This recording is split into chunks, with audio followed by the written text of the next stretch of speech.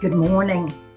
Good morning from the Bullitt County Historical Society and also from the Hideaway, our home here on historic Savannah Avenue.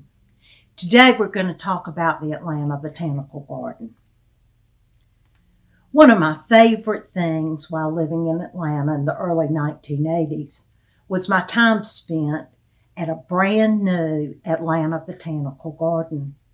I was honored to serve on their board of directors. While working for the accounting firm of Price Waterhouse, one was expected to work for a charitable organization of your choice. Mine was clear, as I've always loved gardens and plants. Not long after being accepted to this group of stellar citizens, the garden formed a young adult club for the garden. It was called the Hetero Gang, and I was elected the first president. It was a very exciting and fun time in the garden. It was through this club that I became friends with the internationally famous gardeners Tom Woodham and Ryan Gainey. We lost Ryan several years ago in a tragic house fire in his second home in Lexington, Georgia. I miss Ryan. The Atlanta Botanical Garden is an emerald gem in the heart of Atlanta. It was organized by a grassroots group of citizens in the mid-1970s. The first executive director was a very good friend named Ann Crammon. She was short in stature and a true firecracker. It was her enthusiasm that created the momentum that propelled this institution onward and upward. On a visit to Atlanta one time, my daddy, Paul Franklin, and I visited the garden. While in the Japanese garden section, Daddy collected some seeds. Ann commented to him, "You're planting conifer trees at your age?" I'll never forget their laughs. And yes, Daddy planted seeds up until his last months on this earth. We lost Ann in a tragic plane crash off the coast of Chile. The 65 passengers, mostly Americans, were on their way to an Antarctic cruise. 20 of the passengers died. Today, this garden is a 30-acre garden in Midtown Atlanta, adjacent to the historical Piedmont Park. In the formative years, Ann Crammon promoted events in the garden, and we welcomed the 50,000th visitor within a mere 3 years, and this was before any permanent structure had been erected. In 1985, the garden built its first permanent structure, this garden house.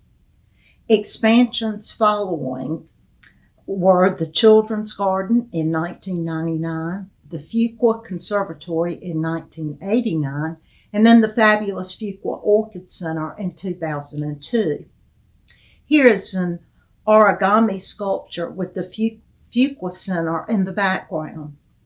The 16,000 square foot Fuqua Conservatory contains indoor exhibits of plants from tropical rainforests. The first big event fundraiser for the garden was the Garden of Eden Ball. I served on this committee until I moved back home to Statesboro. The cost of a ticket was either $125 or $150 per person.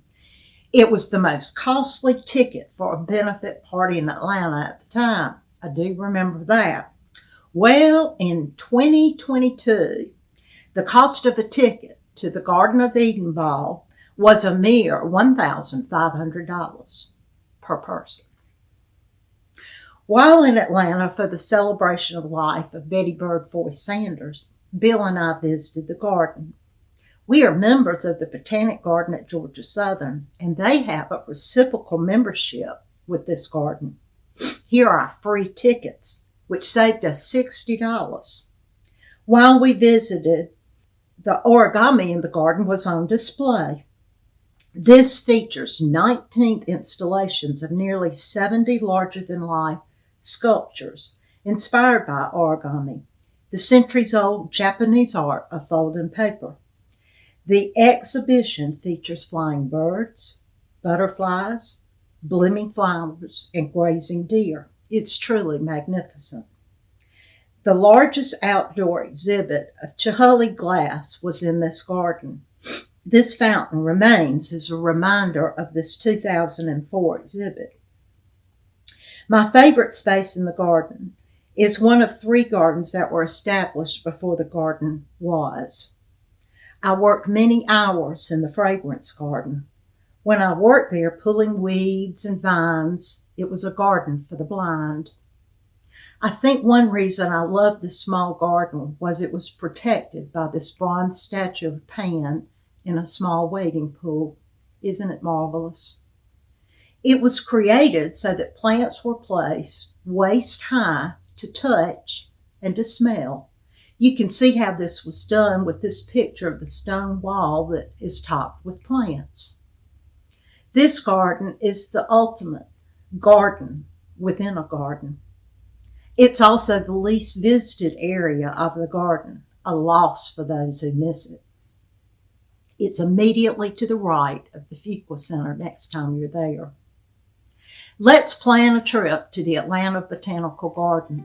Don't miss it on your next trip to the Capitol. Thanks for sharing some time with me